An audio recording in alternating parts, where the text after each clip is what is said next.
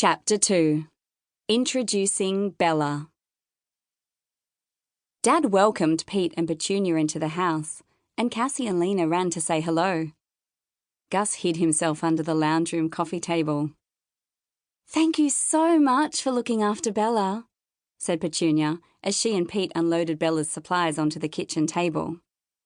There was a glass tank with some lamps, 2 small egg cartons, and a boring-looking shoebox. "What's in there?" Cassie asked, pointing to the shoebox. "That's Bella," Petunia explained. She opened the box to show the girls. Inside was a lizard, a bearded dragon. She was dark gold, like sand, and had soft, spiky skin. "Wow," breathed Cassie. "She's beautiful." Petunia smiled proudly and returned the open shoebox to the kitchen table. "Won't she get out?" asked Lina nervously. Petunia laughed. "Not when she's cold like this. You could put her on the table and she wouldn't even crawl away. When she's warmed up, it's a different story. But while she's cold, she won't escape." "That's good to know," smiled Cassie. "Very good to know," said Lina. "Is there anything else we need to know? We've never looked after a bearded dragon before." She and Cassie exchanged glances.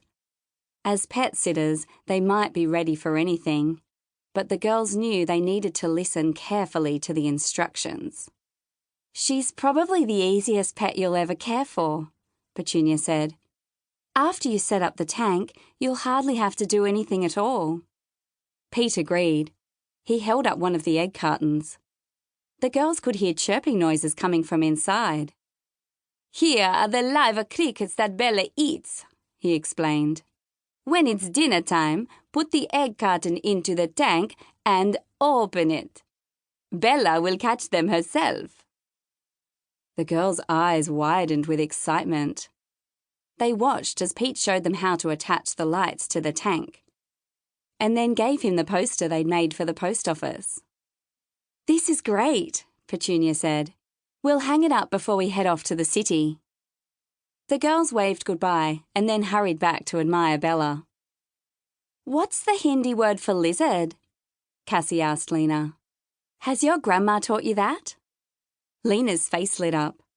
"I learned that last weekend," she said. "It's chipkali."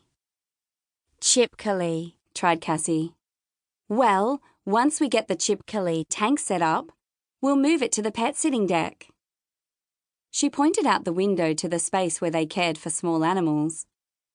"Can you put the tank together while I quickly pack up my craft caddy for Dad?" "Yuppity-yup," Lina agreed.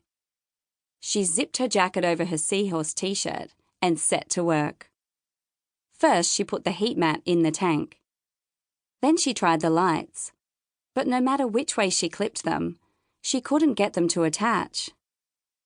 "I'm having trouble with the lights," she said when Cassie returned from the lounge room. "Do you want to try?" Cassie studied the tank. "I can't remember how Pete did it." Indeed," muttered Gus, joining them in the kitchen. "What sort of animal is this bearded dinosaur, anyway?"